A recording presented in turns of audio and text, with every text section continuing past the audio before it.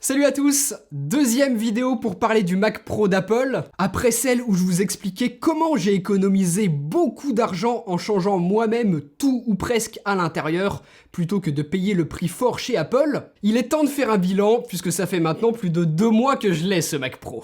Disponible au prix minimum de 6500 €, c'est littéralement le double de l'ancien Mac Pro et du précédent. On peut donc légitimement se poser la question: quelle personne sensée achèterait un ordinateur à ce prix-là et qui embarque dans sa configuration de base une carte graphique absolument honteuse sur une telle machine, un processeur 8 cœurs, un SSD ridicule et 32 Go de RAM?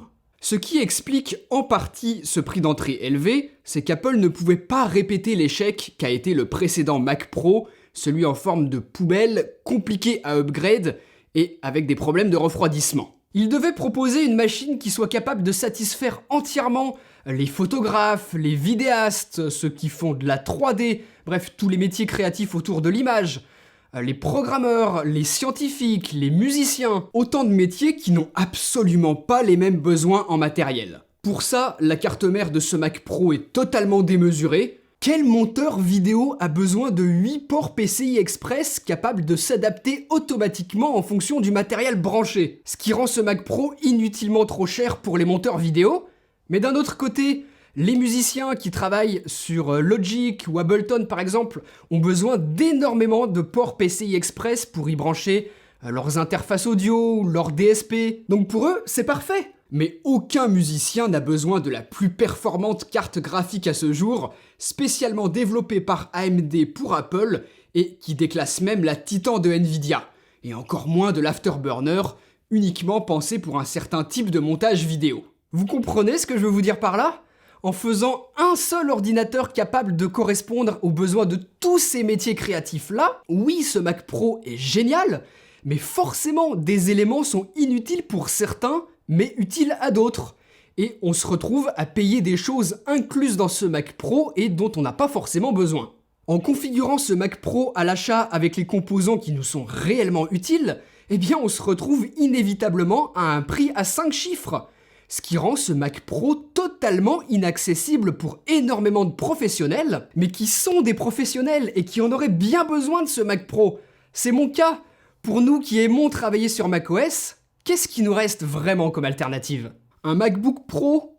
Ouais, avec une RAM soudée et insuffisante dans certains cas, avec des problèmes de clavier et de ventilation sur les générations précédentes, avec un GPU sous-dimensionné pour du gros montage vidéo, c'est pas franchement l'idéal. J'ai fait du montage vidéo sur des MacBook Pro pendant quasiment 10 ans.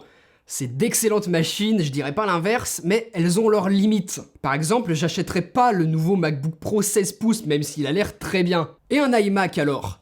L'iMac Pro peut-être? Encore moins. Jamais de la vie j'achèterais un ordinateur tout en un qui comprend une dalle 5K dont j'ai absolument pas besoin. J'ai déjà de très bons écrans et j'ai pas envie de payer cette dalle dans le prix de mon ordinateur. La carte graphique, mine de rien, commence à être datée, c'est l'ancienne architecture AMD et surtout elle est impossible à upgrade. Donc vous comprenez mon dilemme et celui d'énormément de professionnels. Hors de question de mettre autant d'argent dans une machine qui a une durée de vie limitée et en voulant une qui soit performante dès aujourd'hui, mais qui puisse également l'être tout autant d'ici 5 ans en réalisant soi-même les upgrades que l'on souhaite à l'intérieur. Et la seule option, c'est le nouveau Mac Pro. Oui, le tarif d'entrée est cher, mais si on réfléchit tout de même à investir dedans, c'est tout simplement parce que c'est le Mac que tous les professionnels réclament depuis 7 ans. Une machine entièrement modulable, ce qui nous permet de choisir précisément nos composants en fonction de nos besoins, de faire les upgrades nous-mêmes au fur et à mesure des années, sans avoir à passer par Apple, et le prix exorbitant de ces composants. Hormis quelques gros studios qui vont vouloir un Mac Pro clé en main, personne ne passera par Apple pour la majorité des composants. C'est des prix 2-3 fois supérieurs à ceux du commerce parfois, c'est du délire, et la plus grosse config monte même à plus de 65 000 €. C'est le prix que vous avez sans doute dû voir passer, que tous les médias ont repris pour que ça fasse du clic, mais qui est absolument pas significatif de ce que les professionnels vont acheter. Et d'ailleurs, j'en profite quand même pour préciser que tous les prix qu'on entend généralement, ce sont les prix TTC, En réalité, ce Mac Pro est pas aussi cher que ce qu'on pourrait bien le croire à première vue. Moi, j'ai par exemple retiré 1500 € de TVA sur le mien. Une fois que l'on a retiré ce genre de taxes que ne payent pas les professionnels qui achètent ce Mac Pro, et que l'on réfléchit un petit peu en comparant à configuration égale avec ce que propose la concurrence, eh bien on se rend compte que le prix de ce Mac Pro n'est finalement pas aussi scandaleux que ce qu'on aurait bien voulu nous faire croire. Au contraire même, Apple est plutôt très compétitif. Moi, à l'exception du processeur et du stockage, j'ai pris la config minimum, et j'ai utilisé mes propres composants trouvables dans le commerce. J'en ai fait une vidéo dédiée que je vous invite à aller voir pour plus de détails, parce que c'est la grande force de ce Mac Pro, pouvoir tout changer soi-même à l'intérieur. Le point un peu frustrant, c'est le stockage. On peut en rajouter via les ports PCI Express, c'est ce que j'ai fait, mais le stockage que vous choisirez à l'achat du Mac Pro ne pourra pas être changé facilement, puisqu'Apple utilise des SSD avec un connecteur propriétaire. Pas pratique, c'est clair, mais il faut pas non plus oublier que ces SSD sont liés à la puce T2, qui assure le chiffrement des données et donc la sécurité de nos disques en cas de vol. Ça peut sembler un détail, mais c'est tout de même très important. En parlant de sécurité, cette vidéo est sponsorisée par Intego, spécialiste de la sécurité sur macOS depuis plus de 25 ans et assez unanimement reconnue comme la suite la plus efficace. L'application Virus Barrière de Intego scanne le disque, repère et supprime tous les malwares. Moi, je m'en sers régulièrement pour me rassurer et aussi éviter de futurs risques. Intego a aussi un pare-feu très efficace avec NetBarrière, une solution de contrôle parental avec Content Barrière, et leur outil Washing Machine qui permet de faire un bon nettoyage parmi les fichiers doublons du Mac et ainsi libérer de l'espace. Et enfin, l'outil Personal Backup, une méthode de sauvegarde de vos données et de clonage du disque. Intego, c'est des Français, donc ça fait toujours plaisir. Et si vous voulez prendre le moins de risques possible en améliorant la sécurité de votre Mac, peu importe lequel d'ailleurs, le pack Mac Premium Bundle X9 est à moins 50%, et je vous laisserai aller jeter un œil au lien que je vous ai mis en description de vidéo. Revenons-en à notre Mac Pro. Comme sur tout produit, oui, des choses auraient pu être améliorées dessus, mais une chose est sûre, c'est une masterclass d'Apple pour son design et son ingénierie d'un niveau que l'on n'a jamais vu sur une tour PC. C'est un vrai travail d'orfèvre ce qu'a fait Apple sur ce Mac Pro. Niveau connectique, on va avoir accès à 2 ports USB-A, 2 ports Thunderbolt 3, une prise mini jack 3.5 plus les connectiques du GPU. Elles seront différentes en fonction de ce que vous aurez mis dans le Mac Pro. À côté de l'alimentation, 2 ports Ethernet 10 gigabits, ça c'est super lorsque l'on relie un disque de travail par exemple. Et enfin, sur le haut de la machine, 2 autres ports Thunderbolt 3, le bouton d'alimentation et la poignée qui permet de soulever le panneau et nous donner accès à tout l'intérieur du Mac Pro, à condition d'avoir retiré le câble d'alim, sinon ça bloque. Bizarre quand on voit le niveau de précision partout ailleurs. Le design bulle ou râpe à fromage, appelez-le comme vous voudrez, a évidemment beaucoup été critiqué, forcément, comme tout produit qui a une pomme dessus. Mais Apple ne l'a pas juste choisi pour son design industriel bien marqué, et que moi personnellement j'aime bien, mais c'est aussi pour faciliter l'échappée d'air. Vous l'avez peut-être remarqué, mais aucun composant vendu par Apple n'a de ventilateur. Pas non plus de système de water cooling à l'intérieur. Non, seulement un ventilateur à l'arrière et 3 gros ventilateurs sur le côté. Tout le châssis a été pensé pour faciliter la circulation de l'air à l'intérieur et de part et d'autre. Et Apple a poussé le délire encore plus loin en faisant varier la vitesse à laquelle tournent les ventilateurs, en les contrôlant chacun individuellement. Les cartes graphiques, elles, sont plus épaisses que la normale, mais tout simplement parce qu'une grande partie est vide, encore une fois, pour faciliter le déplacement de l'air et le refroidissement. Le résultat de tout ça est une prouesse qu'on n'a vue nulle part ailleurs. Ce Mac Pro ne fait absolument aucun bruit, même lors de grosses tâches qui demandent toute la puissance du Mac Pro.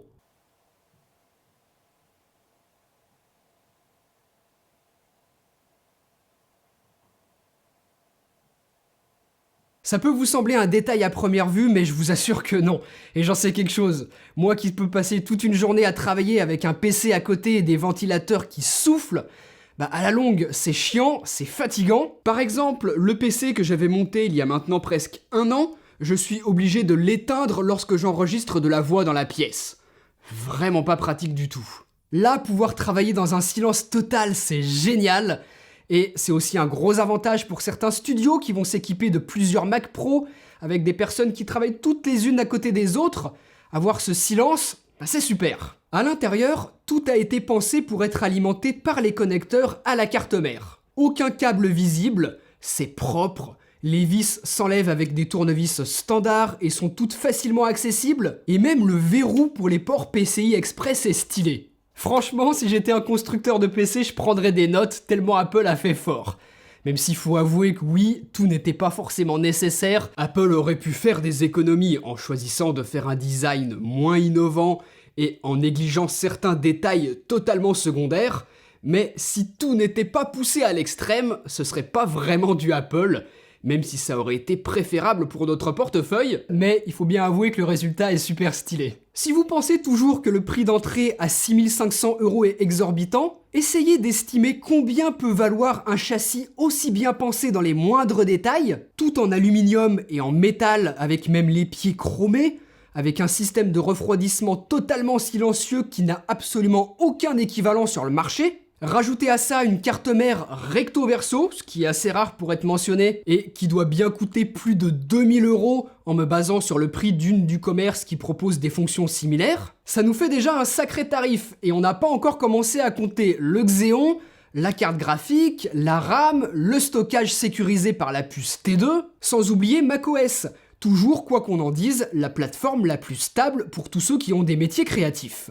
Il y a des choses impossibles à chiffrer là-dedans, et que certains sont prêts à payer très cher, puisqu'il n'y a tout simplement aucun équivalent chez les concurrents. Donc en réfléchissant un petit peu, peut-être que le prix de ce Mac Pro n'est peut-être pas aussi délirant que ce qu'on pourrait bien croire à première vue. Je vous affiche un benchmark que j'ai fait entre différentes machines, mais ça sera le seul. Ça vous donne un aperçu théorique de la différence de puissance, mais c'est tellement peu représentatif des usages réels que l'on peut faire de la machine suivant les logiciels utilisés. Ça va aussi énormément dépendre du GPU acheté dans le commerce que l'on va vouloir mettre dans cette machine. Donc encore une fois, allez voir la vidéo où je vous parle des meilleurs composants à mettre dans ce Mac Pro pour plus d'informations. La seule chose que l'on peut regretter côté performance, c'est le choix d'Apple de continuer d'utiliser des processeurs Xeon d'Intel. Je me doute bien que ce Mac Pro a été en réflexion puis en production pendant plusieurs années et qu'Apple ne pouvait peut-être tout simplement pas attendre les nouveautés d'AMD pour les intégrer au Mac Pro, ou qu'ils étaient peut-être tout simplement pas au courant de ce qu'allait exactement sortir AMD, ou qu'encore ils ne voulaient pas adapter macOS aux puces AMD. Mais peu importe la raison, Intel n'est ni le moins cher, ni le leader en termes de performance, et le Threadripper 3970X d'AMD aurait été parfait sur ce Mac Pro. C'est mon petit regret. Au final, ce Mac Pro est tout de même une machine incroyable. Apple est passé à quelques choix regrettables près de fournir la machine parfaite que tous les professionnels travaillant sur macOS attendaient depuis quasiment une décennie. Si les logiciels d'Apple sont déjà parfaitement à jour et optimisés pour tirer profit de toute la puissance du Mac Pro, que les bons élèves comme Blackmagic avec DaVinci Resolve ont fait l'effort également, reste l'éternel problème d'Adobe et ses logiciels constamment à la traîne. Sur Photoshop, Illustrator, After Effects ou encore bien évidemment Premiere Pro, ce Mac Pro ne fera pas forcément mieux qu'un MacBook Pro ou un iMac Pro, non pas à cause du hardware, mais à cause du software. Et il va falloir du temps pour que tous les éditeurs de logiciels s'adaptent maintenant qu'Apple propose de nouveau de l'excellent matériel pour les professionnels. Moi qui travaille depuis toujours avec des programmes parfaitement optimisés pour macOS, c'est un régal. Mais ce sera pas forcément le cas de tout le monde, et il faut garder ça à l'esprit sur une machine qui demande un tel investissement financier. Oui, le prix d'entrée est trop élevé pour beaucoup de monde. Trop de monde même. Et c'est vraiment dommage, puisqu'en doublant le prix par rapport aux anciens Mac Pro, des professionnels habituellement la cible de ces machines vont devoir envisager une autre solution. Comme je vous l'ai expliqué, il est cher, clairement, mais il n'est pas trop cher. Il est trop cher pour certains, et la nuance est importante. Si en suivant ça de loin, vous avez eu l'impression qu'Apple essayait encore de nous mettre une grosse disquette avec ce prix élevé, c'est tout simplement parce que tous les médias généralistes s'en sont donnés à cœur joie pour faire du racolage et du clic sur un produit qui touche absolument personne de leur audience habituelle. Quand c'est Dell qui vend une station qui peut atteindre les 70 000 €, ou encore HP qui en vend une autour des 40 000 €, Là, c'est silence radio, pas d'article. Mais quand c'est Apple, on se retrouve avec des tonnes et des tonnes d'articles sur absolument tout ce qu'il est possible de dire sur ce nouveau Mac Pro, du moment que les gens s'offusquent dans les commentaires et que ça fait du clic. Évidemment, les fameuses roulettes à 400 €, c'est honteux. Je vais pas vous dire l'inverse. Mais c'est comme tout accessoire pour du matos professionnel, le constructeur se fait plaisir sur les prix. C'est comme ça dans tous les domaines depuis la nuit des temps. Quand Raid vend des SSD à plus de 1500 balles, alors qu'en vrai ils valent moins de 100 €, là bizarrement on n'a pas des articles partout, alors que ça a autant de rapport que des roulettes pour un Mac Pro qu'absolument aucun de leurs lecteurs n'achètera. Bien évidemment que j'aurais aimé les accessoires moins chers, mais je me fais pas d'illusions, ça a toujours été comme ça. Sur n'importe quel outil pensé uniquement pour les professionnels, il faut s'attendre à des choses un petit peu absurdes et trop chères, mais rien n'oblige à acheter ces accessoires hors de prix. On peut très bien, comme moi, acheter ses propres composants et les placer à l'intérieur du Mac Pro. En faisant ça, on fait des économies, mais ça reste quand même pas mal d'argent. Mais au final, la réflexion qu'on se fait, c'est toujours la même. Oui, c'est cher, mais si avec, je peux gagner plus d'argent que ce que ça m'a coûté, bah ça vaut le coup de payer. Je vous l'ai dit plus tôt dans la vidéo, c'est pas tant les performances d'aujourd'hui que j'achète en prenant ce Mac Pro, parce qu'un MacBook Pro ou un iMac Pro serait suffisant là pour moi aujourd'hui, mais ce sont les possibilités d'évolution CPU et GPU qui sont super importantes et qui, dans le futur, me feront économiser beaucoup d'argent en m'évitant de racheter une nouvelle machine. En plus de ça, pour moi qui fais du montage vidéo, avoir la possibilité dans le futur d'acheter la carte Afterburner d'Apple si j'en ai le besoin, c'est encore un énorme avantage de ce Mac Pro. J'ai parlé de cette carte dans ma vidéo sur les meilleurs composants à acheter pour le Mac Pro, elle sert à décharger le processeur de la partie décodage de flux ProRes. Toutes ces possibilités, cette marge d'évolution pour le futur, aujourd'hui c'est impossible à chiffrer et vraiment à évaluer. On verra bien dans quelques années si j'ai eu raison ou pas, mais je pense pas me tromper. En tout cas, vous, dites-moi dans les commentaires ce que vous avez pensé de tout ça. Et puis nous, on se retrouve très bientôt pour une prochaine vidéo. Allez, salut!